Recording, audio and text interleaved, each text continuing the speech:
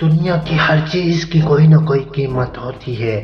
وقت، جگہ اور مارکیٹ اس کی قیمت لگاتے ہیں، لیکن انسان دنیا کی واحد چیز ہے جو اپنی قیمت خود لگاتا ہے، جو اپنی قیمت خود بناتا ہے۔ انسان سمجھتا ہے کہ شاید وہ قیمتی ہے، شاید دنیا اس کی قیمت دے گی، لیکن یاد رکھنا کہ قیمت جب بھی لگتی ہے تو انسان کی صلاحیت کی لگتی ہے، انسان کی قابلیت کی لگتی ہے، انسان کے کام کی قیمت لگتی ہے۔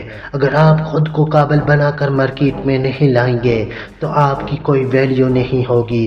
قیمت جب بھی لگے گی آپ کے ایکسپیرینس کی لگے گی، قیمت جب بھی لگے گی آپ کے سکلز کی لگے گی، آپ کے اندر موجود اس قابلیت کی قیمت دنیا دے گی۔ اگر آپ کے پاس چیزیں نہیں ہیں تو آپ کبھی بھی اس میدان میں مقابلہ نہیں کر سکتے۔ انسان سمجھتا ہے کہ شاید وہ قیمتی ہے، لیکن قیمتی انسان کا کردار ہوتا ہے، اس کا معیار ہوتا ہے، اس کی قابلیت ہوتی ہے۔ ہاں ایک بات یاد رکھنا کہ شاید دنیا یہ سوچ رہی ہے کہ اس کے پاس سکلز ہوں گے، اس کے پاس ایکسپیرینس ہوں گے، کل تو مارکیٹ میں آ کر چلا جائے گا۔ لیکن یاد رکھنا جو سکلز اور ایکسپیرینس کے ساتھ ساتھ کردار اور معیار کی چیزوں پر پورا اترتا ہے، دنیا اس کی قیمت دیتی ہے۔